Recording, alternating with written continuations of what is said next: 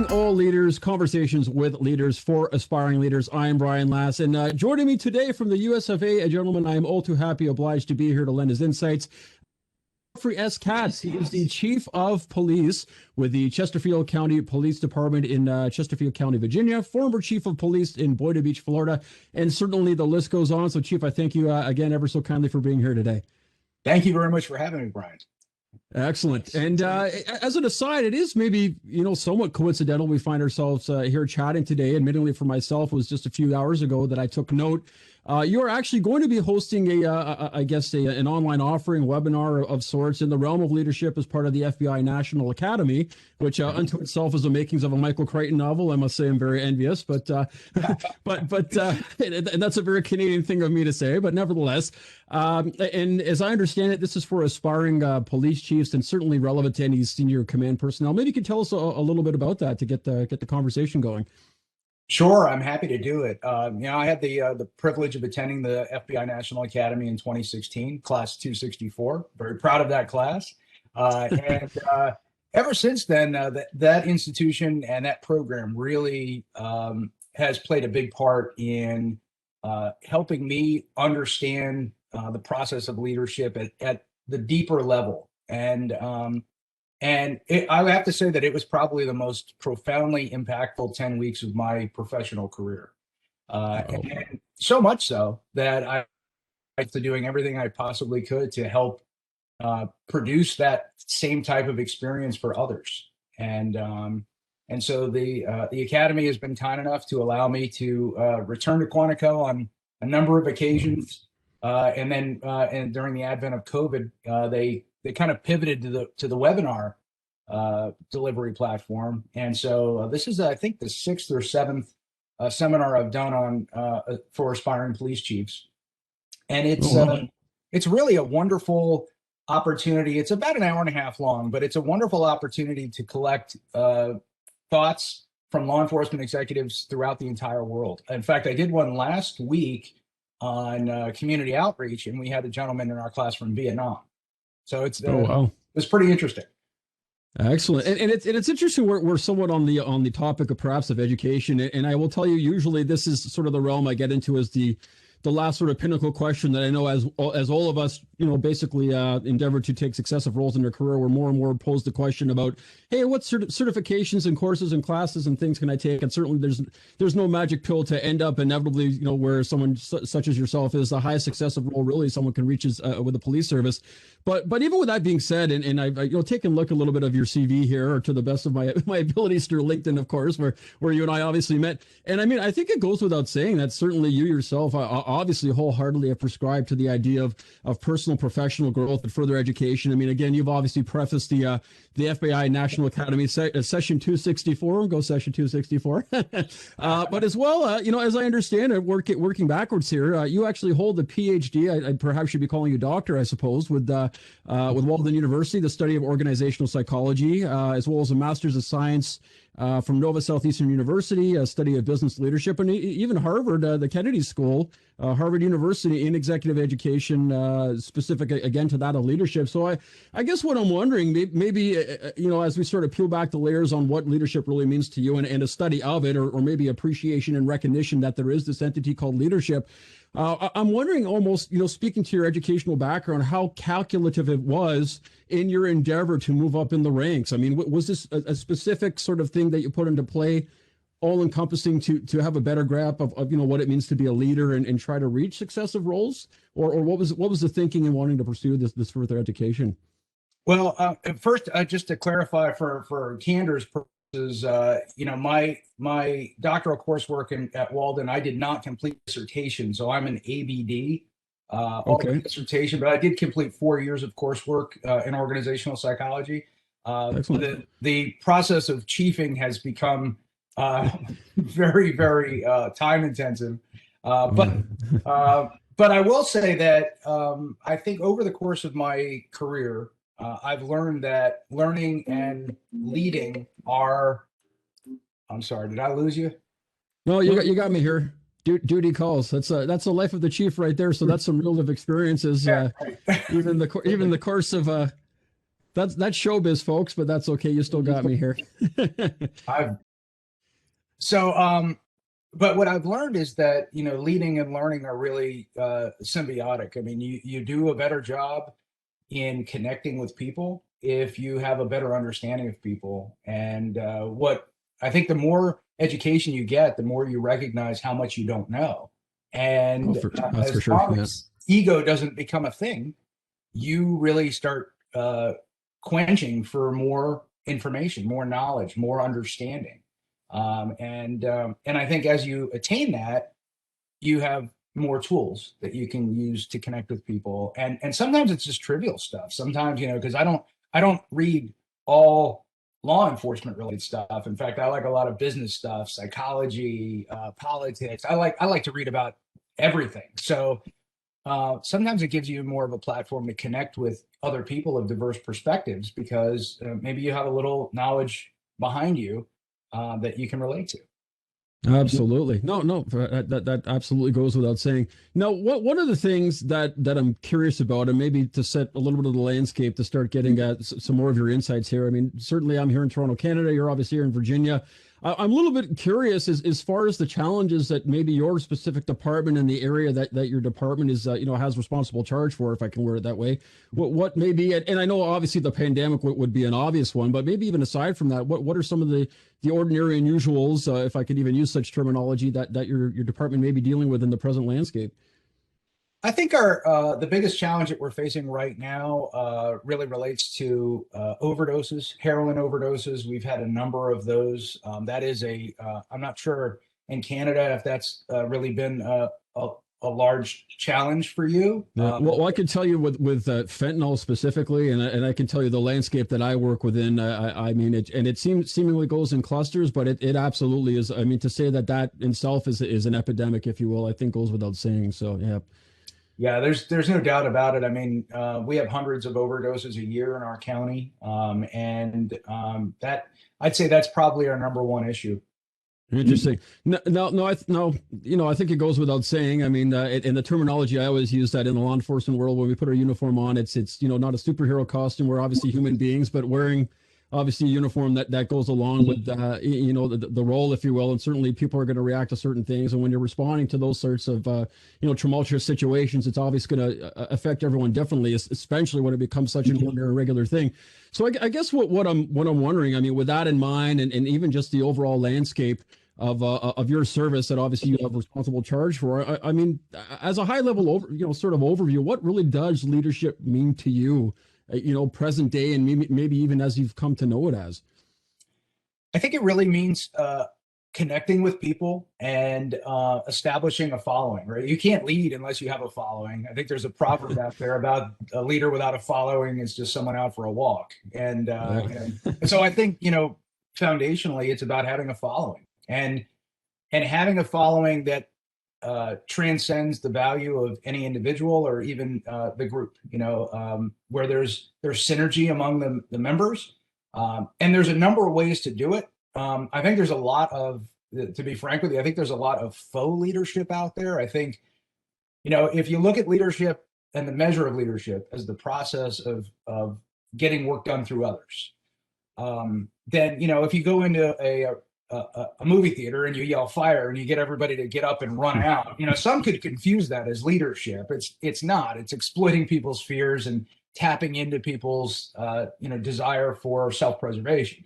And unfortunately, I think a lot of times people have learned that there are shortcuts into moving people in short-term scenarios, and not necessarily authentically connecting with them, but actually trying to appeal to their fears or things of that nature. So I think true, genuine leadership really is about connecting with people on a personal level, getting to know who they are, what's important to them, and then aligning their passions with the mission that you're trying to achieve, and developing and cultivating that kind of deep bond and commitment with one another, so that you're not doing it because you have to. You're doing it because you don't want to let each other down.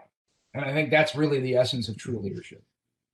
Absolutely. And it's interesting you mentioned that. And I always like to quote this new, if you will, leadership guru. I use that terminology loosely, but certainly relevant, a gentleman named Simon Sinek. And he always talks about the idea that when you're a leader, you're not, it's not about being in charge, but or it's more about, and believe the way he says, it's about taking care of those in your charge. So certainly I would imagine, as you go up the ladder, now we talk about, having responsible charge for the people who have responsible charge for the people who have responsible charge of the people in their charge. So it's a ladder all the way down, and certainly wanting to make sure you get it right all the way down. And I would imagine that's, all encompassing of some of the challenges that, certainly when someone rises to a role such as yourself, I mean, there's that ladder all the way down, and certainly sometimes I don't want to use the term disconnect from the front line, but you're obviously counting on your people who are counting on the people who are, basically correlating with the front line, so to speak. So I would imagine there's certainly some challenges that way.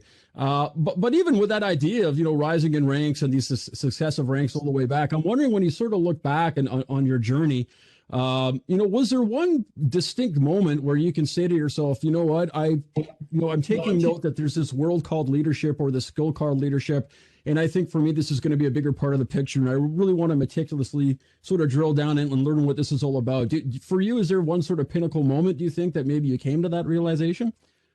Yeah, I think there was. There was a period of time where I was working in an agency and things weren't going very well. And I said, I want to learn a little bit more about the process of, cultivating a workforce to work toward the common good. And so that's when I made the decision to go to graduate school and get a master's degree in business leadership. And it was a great program. It was really had a lot of real upside to it. The challenge and I think the frustration that I had through that program, though, was that we were continually studying what leadership should look like in a perfect environment, or if executed in a vacuum. And we know that that's not the way the world works, right? So it was kind of like, going to school to become a doctor, but only studying really healthy people. And then like, well, how am I going to cure illness? It gives you it gave me a good foundation, a solid foundation from which to understand conceptually different leadership theories and philosophies and such. But that's really what drove me into a doctoral program. Was my research and my doctoral program was all on the dark side of organizational psychology, the dark side of human behavior, the dark side of leadership, and absolutely the struggle, the fight, because leadership is not glorious. It is not romantic. It is not riding up on a big white horse and being handsome doing it. It's not that at all. It's a service. You're in other people's services, and so you have to understand the messy side of it. You have to understand the process of managing change, for example. Disrupting the status quo. And the best example definition I ever heard of leadership is disappointing your supporters at a rate they can absorb. Because it really is. You're going to cause loss when you disrupt the status quo. So, I think, when I saw things not working well in my agency at the time, I said, well, I need to try to figure this out. And that was really the quest for more education in that area. Interesting. And, it's, and maybe to go back a little bit, because I know you talked about the idea of leaders who aren't really leading, and maybe doing so more by managing, or maybe even using an autocratic style, sort of my way or the highway. So I'm wondering, if you necessarily feel overall, for the most part, in the current landscape, that, there is, or rather the current landscape is driven by, actual leadership. If not, maybe what are some of the things that we can endeavor to do to change from, people who are, I guess, for lack of a better description, managing people and actually leading them. I don't know if you have some thoughts, or maybe even things that you have done yourself to really be cognizant about this differentiation between leadership and management. Yeah, and I have I think a pretty unique perspective as it relates to leadership and management, because, as I said, the process of leadership really involves disappointing people at a rate they can absorb. And if you've ever been in an organization where, say, you have a new agency head that comes in, or a new unit chief that comes in, and they say, well, we're going to change this, we're going to change that, and the next thing you know, everybody's kind of dizzy, and they're like, what is happening here, right? And really, people retreat into survival mode at that point, because they have no bearing, they have no true north. There's just a lot of stuff going on, so it becomes chaotic if you lead too hard, if you lead too fast, too swiftly. Management I see as the opportunity to create equilibrium to balance things out, to keep things stable. I don't see them as diametrically opposed. Rather, I see them as more complementary toolkits that you can use in the process of, increasing change and creating a little bit of chaos, but regulating the temperature of the water, so to speak, and backing that down when necessary. Manage for stability, lead for change. And so there, I see a lot of leader does this, a manager does that. You darn well better be doing both and be doing both effectively. Otherwise, you're going to create a chaotic environment that nothing of substance is going to occur. And I think management gets a bad rap because I think it is necessary. I tell people all the time, I love to run. I run about a month, but most of the time, most of my steps that I take are walking steps. If I tried to run 365 days a year, everywhere I went, I would injure myself, right? Sure. So I think leading is like running. You can be a runner and walk most of the time, but you have to find the right balance. Absolutely. Now, one thing I do want to preface before the moment's gone here, something you mentioned or almost alluded to was the idea of serving others, or perhaps this idea of servant leadership, which I know is a very popularized style that seems to come up a lot. And even to that effect, there's a couple sentiments that are always seemingly associated with leadership. The idea that leaders aren't about being the best; it's about making other people better. And really, in essence, leadership or leaders are about perhaps creating other leaders. So I guess in the interest of all the perhaps aspiring leaders, people who are even new to the arena, so to speak, and I want to drill down a little bit more to get your insights on this. So just about that idea about leaders inherently supposing to be creating other leaders. I'm wondering if there is perhaps a threshold as to, maybe how far ahead we should let an employee run ahead of the herd. So this idea that we want to tailor other leaders, but I mean, as far as navigating that landscape, I mean, I'm not certain if you necessarily have any takes on that.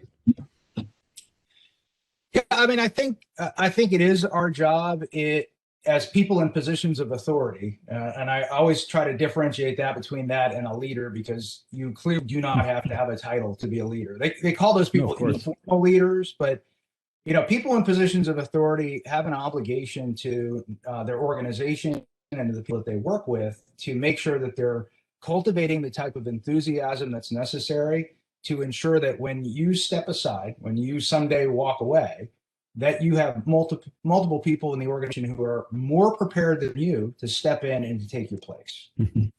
Interesting. I don't think that really is I don't think that's a process of obligation. I think that really is more a process of inspiration. I think if you're doing it right, if you create a work environment that is such that people enjoy being around one another, they're challenged by one another, they recognize that they're accountable to one another, regardless of their rank or their position. They want to let each other down. Well, then it doesn't feel like you're coming to work. It feels like you're just interacting with people that you really respect. You're doing good work together. And again, you're not performing because you have to. You're performing because you want to, because you're committed to your team and to your people. And I think that if you create an environment like that, succession planning is a natural byproduct of that type of environment. And that's an interesting point, because one of the next questions I definitely wanted to reference, and you pretty much preface it perfectly here. So, certainly, as I said in some of my past episodes, us as humans, we can appreciate we're social creatures, obviously respond and react to our environment. So, this idea about the workplace, if you will, being instilled with something conducive to good morale, motivation, growth, and really the sense of employees wanting to actually come to work. And I always raise this question, but it's seemingly the case that the consensus is yes. But, as far as leaders being the ones inherently responsible to create this such environment, would you say that this does solely rest on those who are in these perceivable leadership roles to try to nurture the environment in that way, or do you think it sort of works both ways? I think morale is a personal choice, but I think that the environment that you create in a position of authority is absolutely 100% your responsibility. I do believe that there are no bad teams. There are bad coaches. There are bad leaders. And I think that if you put ordinary people in a position where they have strong leadership, they will rise to the occasion and they will become extraordinary. But I think that oftentimes too much pressure is put on people in positions of authority to motivate people who may not otherwise be motivated. That I do believe is an intrinsic characteristic that is brought about by every individual. But on the same token, and probably in this context more important, it's incumbent upon us to create an environment where people can flourish and they can be motivated, because you can certainly create an environment where otherwise motivated people shut down. And yeah, so I think that's our responsibility, is to create that environment. And it's interesting you mentioned about the idea of endeavoring to motivate the unmotivated, and I want to get your take on this, because admittedly I saw a quote the other day, and I know I'm using a lot of quotes, but nevertheless, it's seeming to be the theme here. But the quote was something to the effect of, how do you motivate the unmotivated? It's simple. You don't, you inspire them. And I've heard you say numerous times, talking about the idea of leaders endeavoring to inspire or instill inspiration. So I'm wondering if you have any distinct examples, or maybe even just, some sort of ideas that you try to put into play to attempt to inspire those that you're leading. Sure. I think the number one thing, and I met with the 81st Basic Recruit Academy this morning, the first day in the academy, and we had command staff introductions, and I shared with them. I said, I may be the police chief, there may be majors and lieutenant colonels up here, but the fact of the matter is, we all have value. We all have equal value in this organization. If you're not doing your job well, I can't do mine well. If I'm not doing mine well, you can't do yours well. So there has to be a recognition that we all have our own responsibilities. We all have our own roles, but we also all have inherent value, and we have to treat one another as if we have inherent value, because we do. And I think in doing that, you provide an environment of trust, and I'm a big believer of trust but verify. But you create an environment of trust, and I don't want to say you empower, because we all should have the authority to make decisions that impact our workplace. We're all responsible to contribute to the culture of the organization.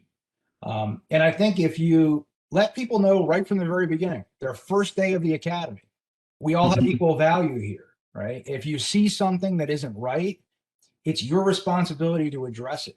And here's the mechanism by which you will do it. So in both agencies that I've served as the chief, I've created work groups that give personnel, regardless of who they are or where they work in the organization, the autonomy and the latitude to address anything that they see that they think we can make an improvement upon. It might be removing a certain box from a report form.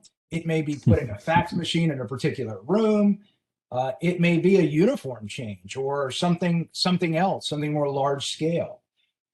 But I would say that in the 3.5 years I've been in Chesterfield, about 80% of the changes that we've made as an organization have been inspired by staff within the organization that had these ideas that just needed the permission to release the ideas, to go out and pursue them. And I think, Daniel Pink wrote a book called Drive. I don't know if you've read it or if your followers have read it, but he breaks down human motivation to 3 factors: autonomy, purpose, and mastery. If you create an environment where people have autonomy, you give them the opportunity to hone in their skills and become better, and there's purpose behind that work, they'll be motivated. And I think that's the recipe or the special sauce, I think, that you can create an environment that cultivates motivation. Excellent. Now, I will say that one of the words that you utilize that I sort of grasp on here, because I want to preface it here, you talked about the idea of recognition.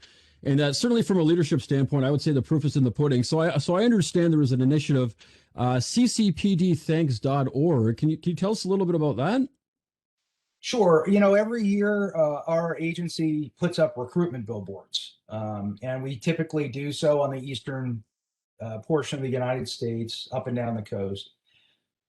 And this year I said, I don't want to do recruiting billboards. I think this year we need to come together as an organization and as a profession, and we need to reach out to some of the more embattled jurisdictions in the country and thank them. And so that's what we did. We created a thank you video that the entire, well, I don't want to say the entire community, but a number of people in the community were on the video. And we put billboards up in Seattle, and Louisville, New York City, Atlanta, a number of locations. And the billboard just said, thank you. Thank you, officers. Excellent. It brought them to a link if they wanted to go to, and then there was a video, and the video thanked the officers for the work they do. I think we serve a purpose, and that purpose is larger than any of us. We are service-oriented people. There's no population in this world that will come to the aid of complete strangers with as much frequency and in such chaos as the men and women of law enforcement. And oftentimes, we're judged by the outcome of an otherwise chaotic situation, and sometimes the outcome is a bad outcome, and I get that. But I think the men and women of law enforcement are selfless individuals, individuals of action, individuals who will sacrifice. And I think that they need to be known. They need to know that there are people out there rooting for them. Absolutely. And as an aside, and I think it goes without saying that, it's not necessarily the heartfelt attaboy type stories that make the front page of the news. Of course, it is going to be the otherwise chaotic, sort of unfortunate circumstances that you speak about. And again, just because it makes good news, but again, on a daily basis, there are literally, not even figuratively, countless incidents of officers coming to the aid, like you mentioned, of complete strangers, amicably resolving, just chaos, really. And it is unfortunate that the applicable recognition doesn't come to the forefront as opposed to the peculiar incidents of bad stuff, if I can word it that way. So you certainly hit the nail on the head that way. But I tell you what, I mean, look, you've been so overtly gracious with your time here, and I'm so very thankful to have you here. And I guess I will, and perhaps would be hard pressed to ask the quintessential question I sort of alluded to earlier on about this idea of perhaps some insights or advice, those entering the arena of leadership, those aspiring to reach successive roles. So I'm not necessarily certain whether you have a definitive school of thought or any advice that you can offer people who are watching here or saying, I want to be calculative about my next step, or next steps plural. So perhaps you could share, any insights that may have served you very well and you found to be, once you put them into play, have aided you in, either, reaching roles of more responsibility or best giving back to those in your charge, so to speak. Yeah, I think, the best piece of advice I think I could give is learn to practice stoicism. That's a lost art. It's a lost philosophy, but there's a great deal of value in it. There's a great deal of value in learning to see the world in a very neutral way, because the highs are very high in this job and the lows are very low, and the emotional toll that it will take on you. Look, as law enforcement leaders, we are brokers of hope, and we need to make sure that we're caring for ourselves. We need to make sure that we're setting that example for our staff. We need to make sure that in the midst of chaos, they look to us and they see us as calm, as in control of ourselves, and as capable of handling any situation, so that we retain their confidence and so that we're able to marshal the resources to get the job done. And I think it's not something that many people are talking about these days, but it is something that I think over the course of the last year, I've really been doing a lot of reading on stoicism. And I think that's helped me an awful lot. As I said, the highs are high and the lows are low. One of the things I talk about in my seminar for aspiring chiefs is, know who you are, know what your values are, because your values are your shortcuts to decisions. And in crisis, when you don't have time to really think things through, you're going to lean back on your shortcuts. So you need to be clear with yourself as to who you are, get to know yourself, because others aren't going to follow you if you're not clear about who you are. And then finally, I would say that it's very important to understand that, we have a responsibility to ensure that our staffs have all the things that they need to get the job done at a high level. But with that level of support also comes the recognition and the obligation that they perform to an elite standard. If you want elite leadership, then you're going to demand elite followership, and that we're going to hold each other accountable. It's not like, these are rules for you and these are rules for me. We're all in this together, and we're all going to perform at a very high level. But the job of someone in a position of authority is to make sure that their staff has everything they need to succeed and to flourish, and that you set people up for success. And also that you take responsibility for the outcomes, whatever those outcomes may be. Nobody that's in a position of authority should ever speak well of having to discipline someone or ever having to fire someone or something like that. If I've fired someone, I have not set a standard clear enough that that person understood it and believed that there would be a consequence for violating that standard, right? So, we have to own the performance of our staff. But, when you surround yourself with great people, that's really a pleasurable endeavor. Well, speaking of surrounding yourself with excellent people, I'm so happy to have surrounded myself with you here, albeit virtually, in regards to this interview. And I'm so thankful again that you lent your time to be here. So, Chief Katz, I graciously appreciate you and thank you. And to all of you watching out there, I appreciate and thank you for tuning in to Calling All Leaders. Again, I am Brian Lass here with Chief Katz, and we look forward to seeing you all in the next episode. Take care. Thank you.